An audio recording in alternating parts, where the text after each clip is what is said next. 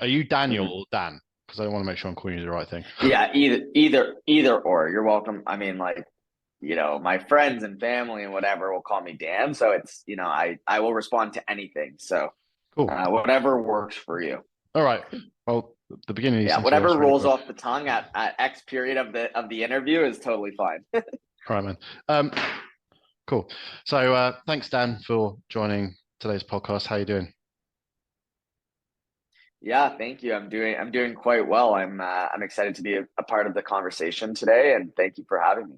No problem at all. No, like I said, we've kind of gone back off and on through our careers through like yourself at Clio, and I've been at quite a few legal technology providers over the last couple of years. And I was really keen to have this conversation as part of like the Legal Tech 101 Founders Edition. Purely like we speak to a lot of lawyers who have then converted into effectively founders, but specifically for you, obviously you're kind of from my part of the world, right, in sales. So if you wouldn't if you mind giving a bit of background to who you are, kind of how this journey started, and then we can go from there if that's you, Dan. Yeah, it's an interesting journey, and I get to definitely be one of the what I would refer to as probably 1% of legal tech founders not have been a practicing attorney or lawyer in my past, which could be advantageous or also a potential pitfall. So it depends on who you're talking to and how you're frameworking it. But yeah, thank you for having me. For those listening and jumping in today, my name's Daniel Steinberg. I'm the CEO and founder of a company in Toronto, Canada called Brokr. And really, for us, our platform is a pre-screening qualification and insights platform for law firms to really understand and interact with their prospective buyers throughout the legal journey. And we've taken a couple of turns. So when we talk about how we've got here, it's been a couple of different sort of navigated opportunities for us and learning and development, and that's really important when it comes down to founding a company and making sure that you're really listening to your customers on what that value add is. And for me, that stems back to where I came from in my career. And to start a company, not just a legal tech company, it's really important to have a specific set of skills, whether you're going to be a technical founder or a core operator, being that CEO. And for me, it was being that core operator. So I was pretty prescriptive in my career. I come from a professional services background in accounting, parlayed that into a sales career selling enterprise advocacy marketing software, and then followed through to running partnerships over at Clio, like you mentioned. And partnerships for me stumbled across two avenues at Clio. It was working with consulting partners or external third parties that really shape up and help make law firms more operationally efficient. And also on the flip side of that, working with other tech companies or integrated partners that looked of shape and size to that of Lawbroker, all the way through to companies like Google, Microsoft, Intuit, and so forth. And for me, really when it comes down to that whole construct of becoming a strong operator, it's understanding how to navigate organizations within and externally. So again, very prescriptive in my career, happened to fall into the legal tech world and fell in love with that, and ended up, journeying out on my own and leaving to build Lawbroker. I think, yeah, thanks for the intro. I mean, I think the key focus I see not only in technology but the things coming out of law firms at the moment is certainly kind of like how is the firm doing its business development, its sales process? Because traditionally it's always been kind of focused on the partnership, who like haven't always been in the law for business development. Have you seen kind of a big focus on like processing sales and business development and law firms creating functions within it just to purely to kind of add that bottom line? Yeah, I'm not sure I've seen everyone dive in and Mm, jump into this notion of business development and sales, and obviously have to be fairly cognizant of what the terminology is. I sure. perceive a lot of parallels between enterprise SaaS sales and law firms. The way that you have to manage your sales process is very important and very replicable to other industries. That being said, not all lawyers and law firms like to perceive themselves as salespeople. They look at it as business development to us is value added services and building a personal brand within a organization to ultimately drive thought leadership, and that will lead to growth and so forth. Mm, For me, a big part of our branding and a big part of our notion at Law Broker is recognizing the fact that sales isn't necessarily being a transactional salesperson. Sales can very much be surrounded on that thought leadership processes, but it also extends in a lot more different functions. I don't think anyone per se would look at, I don't look at sales as transactional. I look at sales as I have to add value. So I think there's this misconception of what sales really is. And I think there is still education to be had within law firms on what does the sales motion look like. That being said, I am starting to see a lot more emphasis and effort on a process and a funnel in general, not just dedicated towards sales and business development, but surrounding marketing activities and splitting off aspects of the firm to say, you're really good at X, let's put mm, you and slot you into this function of our practice. And I think that's really important. For me, I do see within the next, 5 to 10 years, law firms beginning to operate like corporations where you have CEOs and COOs and marketing staff and so forth that operate and run your practice in a lot of different ways. Traditionally, what we've seen is, whoever becomes the rainmaker becomes the managing partner, who then makes all the, dedicated decisions, whether that be on the marketing side, the operations side, and the business development side. And that's just asking too much of a practicing lawyer. And I think having dedicated staff and thinking differently in order to actually drive the growth of your practice is really important. And I am starting to see that in some modernized firms. So long-winded way of saying, like, I definitely see the process coming to life, but mm. I think there's still a lot more work to be done to say who's an expert in a specific function and field, or who wants to be that expert, and how do we own that function of the practice. Yeah, it does make sense, and I think especially and I think this is probably a an emphasis on how technology has impacted firms as well, right? It's because again, traditionally it was just arm to arm combat. The rainmaker becomes the managing partner. They dictate that process, whereas now you have, for example, on the other side, you have like operational people, data analysts, data scientists, and you have all these new titles turning up in firms and in in-house counsel. Um, that you see kind of how they're looking to leverage technology to kind of better improve their output is important. All right? And I think that kind of comes down to like the devil of all of our sales individuals is talking about price, right? Can't talk about price. Yes. It's we'll leave it to the end, right? So I thought we'd talk about it at the beginning. The I've always found kind of in my history, the hardest thing to sell to lawyers is where the value is, right? Because again, partnership is all around their kind of investment in the firm. So if they are spending money, then obviously that's not being reinvested in the firm itself. So how do you think about kind of price, pricing strategy, return on investment at Law Broker? Do you like design calculators, or how do you define where the value comes from when you're speaking to lawyers? We just choose a number. No, I'm kidding. Uh, I think it's yeah, exactly. Um, it's about understanding your customer base. Like, pricing in itself is like a whole other product, right? It's like a whole nother function that there's no necessary. It's a necessary thing to have, but it's a necessary evil. It's really hard and complicated to figure out what is the right mechanism and approach to say this is the price of our product and service. And you can't go forward and set out a price until you've really understood what the value of your product and services is. mm, So when you're at an early stage company like Law Broker, it is talking to customers and it's understanding what is the most value piece that Law Broker ultimately solves for. And if that value added piece is time, how much time associated to that are we saving a customer, right? A lot of times companies look at things as, we make you more operationally efficient, so our pricing is X. That's a very hard metric to put together sure. and walk through in our back of the paper napkin math to say this is the ROI associated and attributed to our business. Is that a value add? Absolutely. But I think it's a secondary function to what your pricing strategy should be. So I think it's really slotting in like, what is your true value? What is the value perceived from the law firms? What is the perceived value from your internal business? And then working backwards to say, build backwards on your ROI calculator to determine what your price may be. And price is fluid.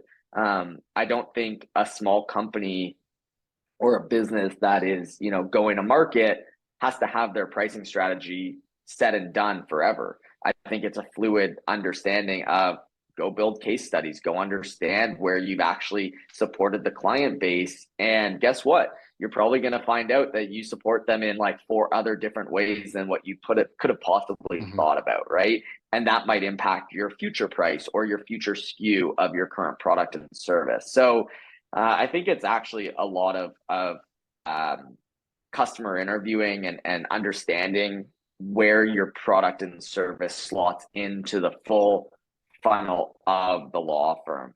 What is the current tech stack? Where does your business, or for our case, law broker, sit? Yeah. How does that impact the other um, pieces of technology that you're ultimately leveraging?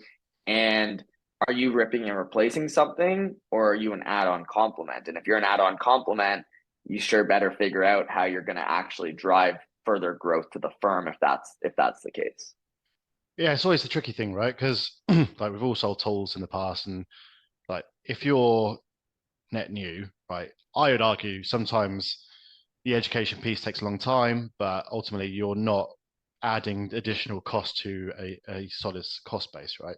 Whereas like if they have a whole tech stack and you say, hey, we want to add on top, it's always harder to go and get more cash. I think yeah, Yeah, pricing, I yeah, go think on. it's a no, I was just gonna say it's a fair point, but I think it also depends on who you're selling to, right? Yeah. So a solution like Law Broker, isn't necessarily the first call isn't into the managing partner to showcase the value of Law Broker. The value of Law Broker is actually attributed and associated to a specific person within the firm, a firm administrator, a firm operator, a marketing manager, etc. We need to showcase the value to those individuals because they're the ones that feel the pain and can also understand where the value lies within a solution like this. So I think it's dependent on how you ultimately navigate the organization to make sure that you're showcasing the value to the people that understand where the value may lie. Yeah. It's because I think pricing again, like cloud and SaaS has really helped, I think, with the evolution of legal technology as well. Because if you think old school was heavy on-premise tooling with massive service numbers, huge annual recurring revenue numbers, to a point where now where we can deploy quickly. Again, think about per user licensing versus annual. Like how did you guys at Law Broker kind of come to your pricing? Was it just to make it, hey, can we make this as easy as possible for people to buy and deploy quickly? Like what was your kind of initial thinking? Yeah, I think those are two separate questions. I think like ease of use and adoption is one piece, and then pricing is another piece. Mm, When it comes down to pricing, it really is like where is the value? What percentage of that value do we want to attribute to? What part of the law firm budget do we fall under? yeah. And what does that budget typically look like? And by the way, when you think about pricing, you also have to figure out like what is your ideal customer persona, because you can't price something out for a solo practitioner if you're also going to be selling something to a 30-person law firm. It's a completely different sort of conversation and a different elevated approach. So again, it's a working backwards model to say who's that ideal persona, what part of the budget are you under? Is it Mm, the technology budget? Is it the time savings budget? Is it the marketing budget? Is yeah. it the finance budget, et cetera, et cetera? And then work backwards to say, what's the appropriate, or what have you calculated internally in your head to say, this is actually the one trigger of time per se is our function of value to the law firm. How much of that do you solve for and save for, and then take a cut of that from a pricing perspective? That's sort of our working model. when you think about it on a whiteboard perspective and right to the right of me. You have to write these things out, and you have to ultimately brainstorm, and you have to have conversations with not just your clients, potential clients, and so forth. So that's the one piece on the pricing side. On the adoption side, yeah, we're an add-on complement. So when we think about Lawbroker's tool set and tooling, you're not ripping and replacing a current tool that you already have. We're actually saying, let's enhance and augment your online presence. Well, that means that you're an additional tool to the law firm. So you have to make it easily adoptable to say, this is a very easy transition, because another aspect of price is change management. Yeah. It's not just a monthly fee and subscription service that you're offering to these law firms. There's also this inherent change management dollar amount that says, okay, 30 people in the law firm now have to train on your product and service. That's X amount of billable hours. That training is over X amount of days. Oh, and you have to understand it, and there's going to be support people, and so on and so forth. Well, how much dollars across the board is that as a one-time fee, right? That could be sitting at tens of thousands of dollars, and the law firm needs to be okay with that. So when we wanted to build a solution that was essentially an additional tool to your already leveraged tools and services, it had to be dead set simple to say you could spin up Lawbroker in X amount of time. It's only going to need one individual to actually spin it up and implement it. And by the way, we're going to plug into all the tools that you already use so that the change management is zero, and that your staff doesn't have to train on it, because the only distinction is you're going to get a lot more data in the tools that you already use, and it's coming from a different system that you don't touch or feel. And that's a really important thing for us, at least when having these conversations with law firms. I think that like adds or talks nicely to the next piece I want to talk around, like integrations, right? Like I think no one can be an island anymore. And certainly should probably whisper the word RFP, right? Right. But a lot of the ones we used to do in the past is like, how do you play fair with other tools in our tech stack? So being a more modern technology, did you kind of run like an open API methodology? Like what's your kind of theory towards integrations at Lawbroker?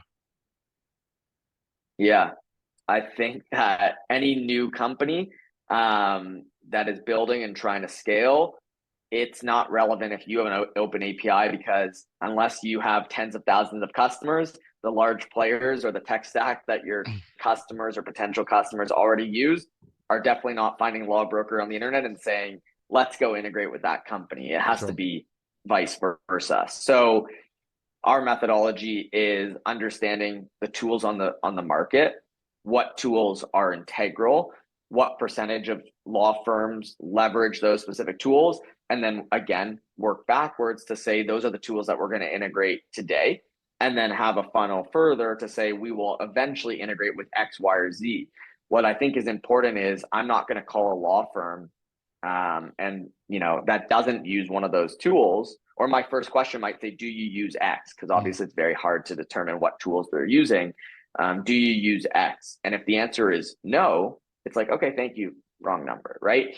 Because at the end of the day, having that conversation isn't that relevant, because if you don't plug in or play nicely, like you mentioned, or in your accent, play fairly, if you don't play with those tools accordingly, well, now you're not talking to those systems, which mean, again, it comes down to change management and training staff. And it's a lot more frictional to say, come adopt my tool, because what happens to the other tools they're already using? What happens if you have multiple offices, et cetera, et cetera? It becomes a lot more daunting of a task. And that's no longer your target market. If you can't play nicely into the tools that they are already using, that's not the first call you should be making, in my opinion. Everything needs to play with a current system that you already have, and traditionally those current systems are what's referred to as an operating system or document management system, and those tools might be the Clios of the world. If it's a larger firm, it might be a NetDocs or an iManage if they're just using document management and so forth. And again, not sure the major players on your side of the pond, but that's what we look at for us.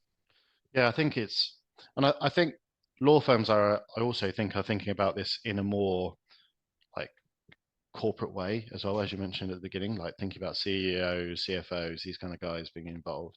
Um, and I think they're thinking more about that from a tech stack perspective as well, right? So, what CRM tools are we using? What marketing tools are we using? We're using like a Marketo or a HubSpot.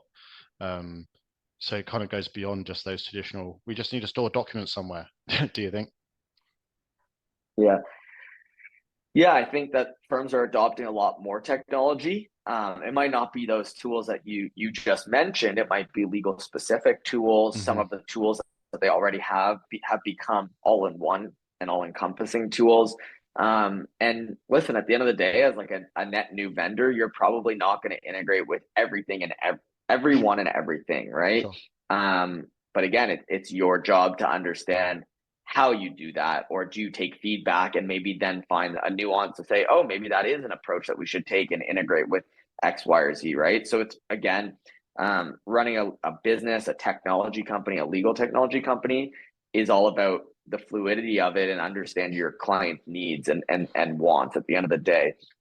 And I think that's more important within the legal tech industry than any other industry, just because it is more of a latent legal market. It's slower from an adoption Hmm. perspective.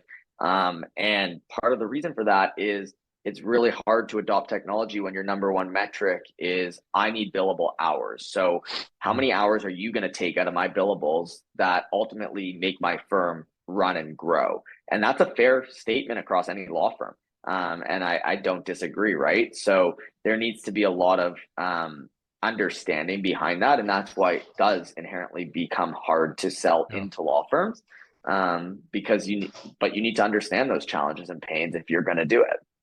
That is like the number one rule I tell any salesperson, right? Is if you're speaking to a lawyer, are you giving them $500 worth of value in that hour, right? Yeah, Because like like people forget that again, it's all like we can have a huge conversation around the hourly fee versus fixed fees, right? But the reality is, I think it's going to be here to stay for a long time.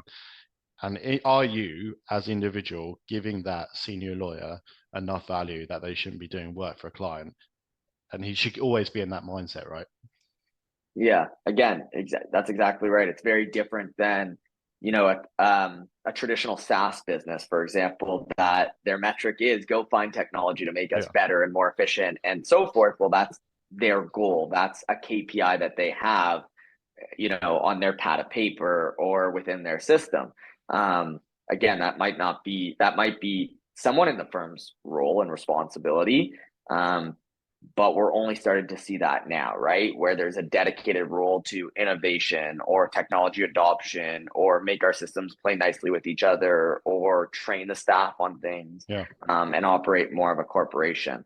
But until that truly happens across all law firms, it's going to be incredibly difficult to do what you just mentioned, which is can you showcase X amount of value to that individual? Because otherwise, you probably won't get the time of day.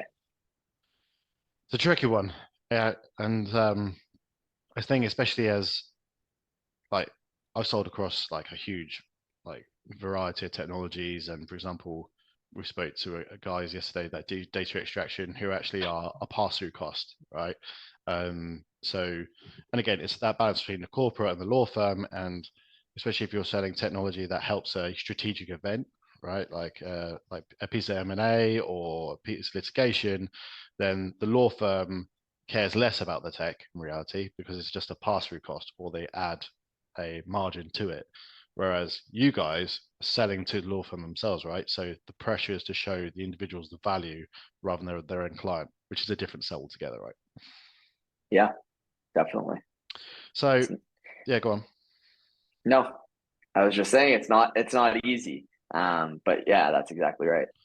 So where do you think, especially for you guys, like have you since you started the business to where you are now to where you see you guys in the next kind of 12 months, has your trajectory changed? So like when you started the business, you're like, oh, this is what people want. And then you spoke to everyone and they're like, we don't want that. We want this. Right. And then to where we are now. And how do you foresee kind of those, I suppose, flavors kind of adapt and change over the next 12 months for Brokr? Yeah. Yeah, we've definitely had different shifts and primary focuses on our business. When we first started our company, we were a recommendation and matching platform.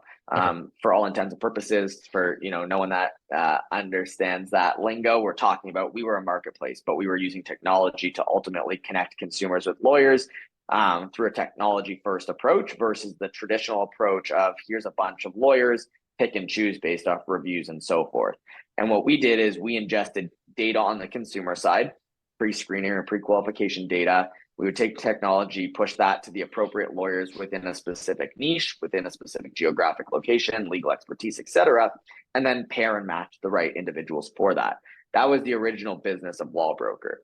And when you talk about like what people wanted versus what they needed and so forth, it wasn't that Law Broker's initial concept or business model wasn't taking off. We actually, in my opinion, it was quite successful. We had over 1,000 consumers in the first couple of months go through our workflows. What arose on the issue side was the challenge of actually acquiring that consumer, right, and the right consumer, and that takes a lot of education, and it takes a lot of capital to be able to go up against not only law firms but other marketplaces. And what we recognized was during our process of, again, education, questioning, and interviewing our customers was how do you acquire customers? And really what we found was there's so many ways that a law firm or lawyer directly interacts with a consumer. And that could be through a referral, through other marketplaces, through contact us forms, through Google My Business, through Google Ads, through social media, through social ads. And that's just 7 ways off the top of my head. There's probably 10 to 12.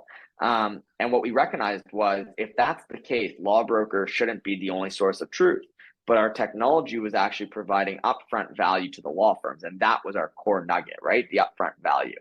So what we recognized was let's actually augment the way that a consumer interacts with a lawyer through our technology everywhere on the internet so that we could support those 7 different functions. And that's Yeah. how we evolved to say, we're not going to do something so much drastically different, but instead we're going to take our technology and no longer be the source of truth for driving growth to your firm, but we're going to say, however you drive growth to your firm, we're going to make sure that we're supporting that so that you're getting the upfront qualification data that you need and also the insights to understand where your spend is activated appropriately to better support you as a law firm versus you as an individual. And that's really how we shifted our focus and business as a whole. And that was our first big shift and our first big revelation. And I think it's really important to move quick and think differently and shift, especially when you hit different economies like we're in right now and a downturn and a recession. It's important to think differently and think outside of the box and think how you could elevate the experience for these firms. Versus what you thought was maybe the best approach at the beginning. So that's sort of how we blended here, and can't tell you what the flavors could look like in the future. And maybe, as we continue to get adoption on our storefront product, that might change or a SKU might change. But again, those are the unknowns that we solve for when we get there. Yeah, like I said, I think the key to any, I suppose, startup to scale up technologies, especially in legal, is the ability to be agile in your approach and not cost the earth to do any kind of changes in the implementation or services, right? I think it's very important. That kind of leads on to kind of like one of my last questions to you, and I think it's very kind of timely in the world that we're in at the moment is around legal tech funding, right? So I speak to a lot of people, as you do as well, I'm sure, and like funders aren't always as open with their cash in recent years or months, sorry, than they have before. How and obviously you guys have done a round of funding. How did you guys kind of approach that? Was it the cash to ramp and scale, the skill sets? How did you think about funding for a law broker? Yeah, I think funding 15 months ago for when we raised on our initial round for our marketplace solution, or what I would refer to as our pre-seed solution, to funding now is drastically different. And I it's not necessarily worth thinking back to how we raised funding in the past, because I Yeah. think that was at the stage of growth where, venture and other individuals were funding businesses in a different way, in a different mindset. And I think that those hypotheses and theses have changed significantly for a bunch of different reasons, especially from a profitability perspective or a time to growth perspective. So the cash flow of opportunity for investment purposes has obviously become a lot more conservative across venture, across just in general, even angel groups. And I Yeah. think that go ahead. No, I was going to say it's across Oh, everything, right? So yeah, truly across everything. So I think, approaching funding in general as a legal tech startup or startup in general is really interdependent on, the founder and the business and where you stand today.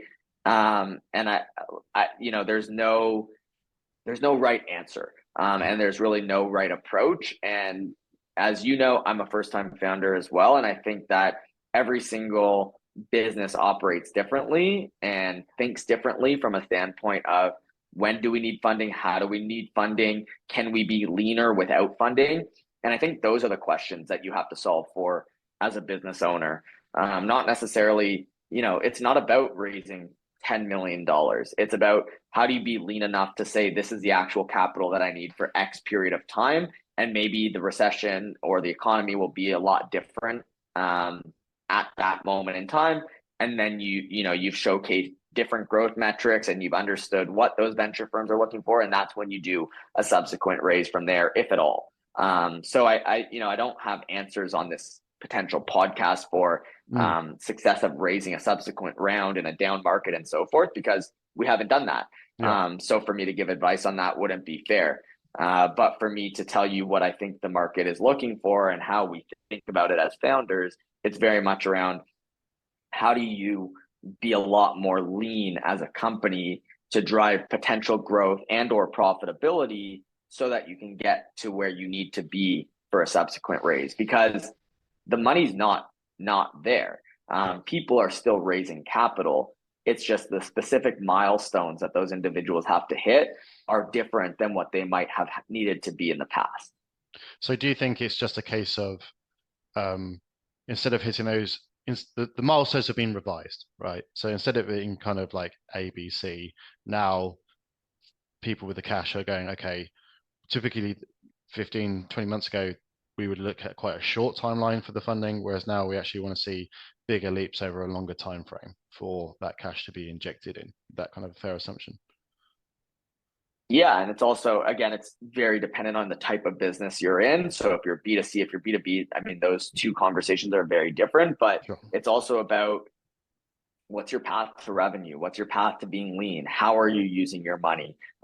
It's not that those questions weren't asked in the past, Mm, but it's more structured around what are those metrics and how do you think about that as a business as a whole? And that's very fair and very important. But again, very hard for me to comment specifically for two reasons. One, I'm obviously not a venture funding any businesses, but two, we haven't gone through a subsequent raise for me to share some tips and tricks for how to do that that's fine. in a time like this. So I'll add that caveat. I was going to hold you to it all and be like, hang on a minute, like Yeah, Dan please said don't. this. Yeah, exactly. Hey, listen, if you somehow raise off my advice, I'll take commission on it. It's a true salesman at heart, right? Yeah, Yeah, exactly. and I suppose my final thing is right is I think the beauty of what we've seen over legal technology is that traditionally it kind of was born out of North America, right? But now we see legal technology founders, acquisitions, joint ventures globally, right? And so, for example, spoke to a guy who's from Singapore yesterday, now lives in New York. You guys are based in Canada. What's the kind of legal tech scene like in Canada at the moment? Yeah, it's actually I'm taking a call from our new office space called the Legal Innovation Zone. So I think that Cool. speaks for itself. It's over 25 plus legal tech companies in the core city of Toronto, looking to build and scale innovation in numerous amounts of ways, but in some capacity touching a law firm and or legal space in general, whether that be on the consumer side or not. So yeah, I definitely think there's innovations coming up from everywhere globally. And I think that is for a couple of different reasons. I think it's right for the right time. I think COVID expedited the way that law Mm, firms think about legal technology and or cloud technology, and how they have to approach legal services differently, right? The way that consumers shop for goods and services in their everyday, lives are very similar to that of how they have to search for them within the legal space as well. And that's one factor to it. And the other factor to it is, you know, uh, just the nature of the industry and individuals that were not sort of supportive and or leveraging cloud technology in the past, because that's how they ran their law firms, are beginning to retire. And we're seeing that movement happen as yeah. well, where you're having younger managing partners come in and reshaping the operational efficiencies of law firms. So it's sort of twofold there. And it's exciting. I think, it's one of the last industries to shift from a change management perspective into the technology space. And, I think a lot of law firms are getting really excited about it, and at least having strategic plans for how they think about adopting technology and leveraging it. Okay. Thanks, mate. That's all the questions I had. So Sweet. really appreciate you taking the time today, Dan. It's an absolute pleasure. Yeah, thanks so much. I appreciate the time. See you later. Bye. Bye.